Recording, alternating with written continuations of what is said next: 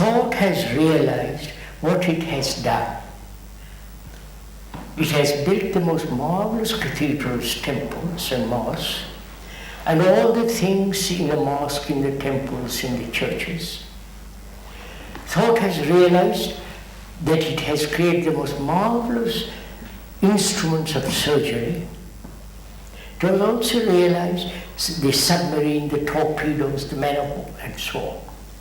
And also it has realized thought is fear, thought is pleasure, thought is suffering. It has, thought itself has seen itself in action. Right? Of course, this simple one can see this. And thought says, I am all that. It may not express it verbally. Thought realizes, this is me. Not the man of war. This is me. And so thought says to itself, by Jove, I must be absolutely quiet, not interfere. Huh?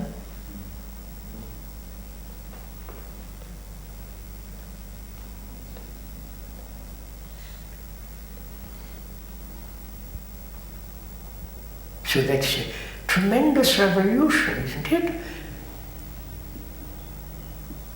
Now you're making the thought to be very creative. And not creative. It realizes, what is the courage? There is no value. What thought has created is courage. You see what?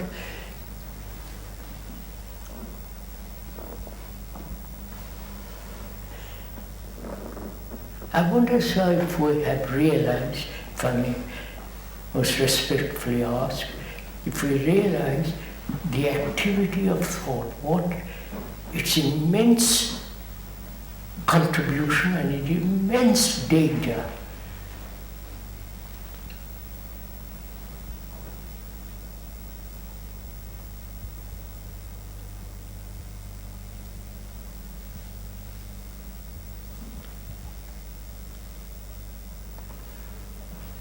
But Krishnji, are you suggesting that thought might help us to look at things in a different way? No.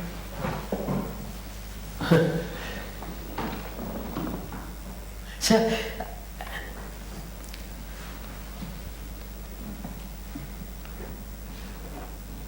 look, Mr. Jenkins, thought has created the instruments of surgery, most extraordinary, delicate instruments, right? And also thought has created the submarine. And also thought has created God. The thought that in me there is that marvelous state. Thought has also created misery, confusion, division between nations. Thought has been responsible for all this misery. I wonder if one realizes that, not verbally, deep, profound in one's guts. There's no way of thought. I should say, it sounds to me that in that realization there is the ability for it to stop its continuity. No, in that realization, thought itself says, by Jove, is there. If anything I do must be still contributing to that.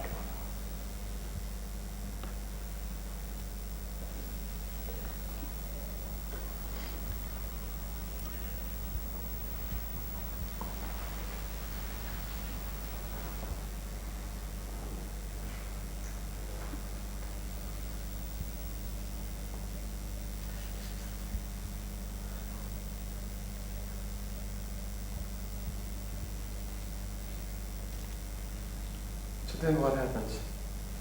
Nothing. What do you mean, what Thought happens? stops in its track.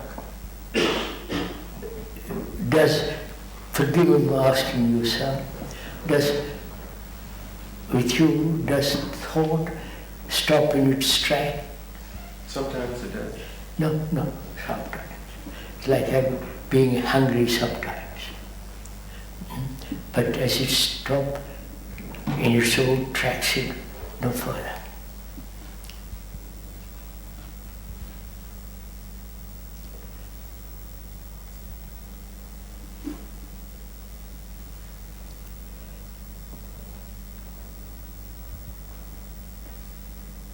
That would include all one's individuality or one's plans for the future, as well as just the movement of thought, the whole Of course, thing. sir, if you once admit thought is partial, because you're born of knowledge, and knowledge is never complete. If you once admit that, it's always partial. Then one begins to see its contradictions follow. Its activity, it's the nature of a beautiful instrument. And also the divisions, the miseries of I mean, thought is really responsible for all this. The whole of one's relationship to the world. Thought is not the universe.